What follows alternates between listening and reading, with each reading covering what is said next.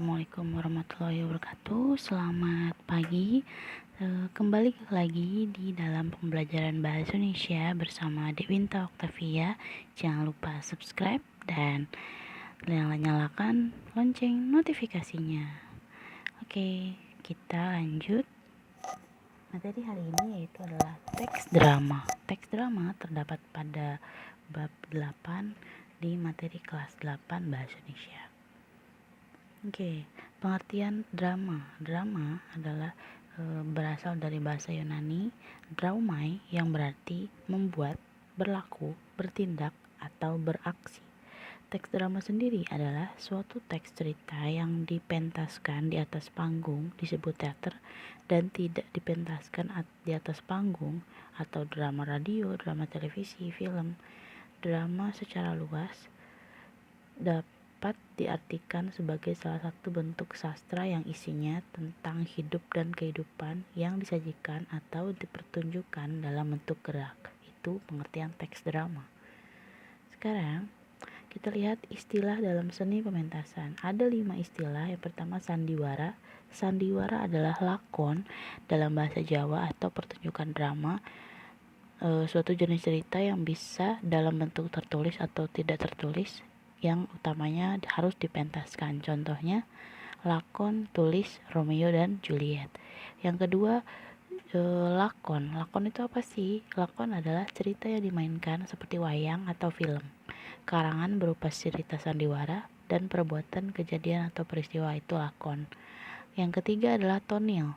Pertunjukan teater zaman pendukung Belanda, tepatnya di tahun-tahun terakhir penjajahan Belanda, ketika muncul sebuah rombongan sandiwara bernama Dardanella. Yang keempat, tablo. Jenis drama yang mengutamakan unsur gerak, tidak menggunakan unsur suara ya. Contohnya pantomim. Nomor 5 adalah sendratari. Kepanjangan dari seni dan tari. Sendratari berarti pertunjukan serangkaian tarian yang dilakukan oleh sekelompok orang penari dan mengisahkan suatu cerita dengan tanpa menggunakan percakapan. Jadi hanya tarian saja. Itu adalah istilah dalam seni pementasan. Lanjut ke karakter drama. Nah, di samping kiri kalian bisa lihat itu adalah contoh teks drama yang berjudul Ketika Pangeran Mencari Istri. Di situ tokohnya ada pengembara, Pangeran Arthur. Nah, karakter teks drama sendiri ada 3, yaitu berupa sebuah cerita dan utamanya harus berbentuk dialog dan bertujuan untuk dipentaskan. Oke, sekarang unsur-unsur drama ada 8. Sama seperti unsur teks seperti yang lain. Unsur drama ada yang pertama tema atau inti atau ide sebuah cerita. Yang kedua alur atau plot, pengenalan cerita, konflik awal, perkembangan konflik, dan penyelesaiannya bagaimana. Oke, nomor 3 adalah latar. Seperti biasa, latar itu tempat, waktu, dan suasana. Kalau penokohan akan dijelaskan di materi berikutnya. Nomor 5, sudut pandang. Sudut pandang itu dia bisa menggunakan orang ke-1, menggunakan aku atau saya, dan orang ketiga, ia, dia, mereka, atau nama tokoh. Unsur-unsur drama. Ada dialog, yang keenam, percakapan antar tokoh, istilahnya disebut tokoh, wawancang, dan keramagung.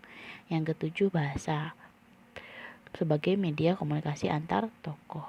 Yang kedelapan, sarana. Pementasan panggung, kostum, pencahayaan, dan tata suara. Oke. Unsur drama penokohan. Tokoh utama sentral. Cerita dalam pementasan apa? Terus tokoh pembantu. Tokoh pembantu itu apa sih? Tokoh yang dilibatkan atau dimunculkan untuk mendukung jalan cerita, tapi dia berkaitan dengan tokoh utama. Nah, dari segi perwatakan ada 2, tokoh berkembang dan tokoh pembantu. Tokoh berkembang, tokoh yang mengalami perkembangan nasib atau watak selama pertunjukan. Contoh, tokoh yang awalnya baik sekarang jadi jahat. Tokoh pembantu, tokoh yang diperbantukan untuk menyertai, melayani, atau mendukung kehadiran tokoh utama. Oke, sekarang unsur drama ada 3. Dialog. Yang pertama tokoh. Untuk dialog itu ada tokohnya ada 3, yaitu protagonis, antagonis, dan tritagonis. protagonis, tokoh yang mendukung jalan cerita, atau biasanya kita tahu dia wataknya baik seperti itu. Atau antagonis, tokoh penentang cerita yang dia bertentangan dengan tokoh utama. Kemudian tritagonis, tokoh pembantu baik, dia bisa antagonis atau protagonis, tergantung dari dia mengikuti tokoh antagonis atau protagonis. Oke, sekarang yang kedua, wawancang. Nah, wawancang itu adalah dialog yang diucapkan atau percakapan yang harus diucapkan oleh pemain atau tokoh. Jadi dalam sebuah drama, jika ada dialog yang diucapkan oleh tokoh atau lakonnya, berarti itu adalah wawancang. Sekarang adalah kramagung. Kramagung dalam naskah drama biasanya dalam tanda kurung. Kramagung itu sendiri adalah perilaku, tindakan, perbuatan yang harus dilakukan dalam tokoh tapi tidak dinyatakan dalam kata-kata gitu. Jadi harus dipergerakan saja. Oke, kita sampai ke pertemuan terakhir. Tulislah apa yang kamu rasakan ketika lisan sudah tidak mampu mengungkapkannya. Ya, itulah materi kita yang pertama. Semoga bermanfaat. Jangan lupa subscribe dan like. Terima kasih. Assalamualaikum warahmatullahi wabarakatuh.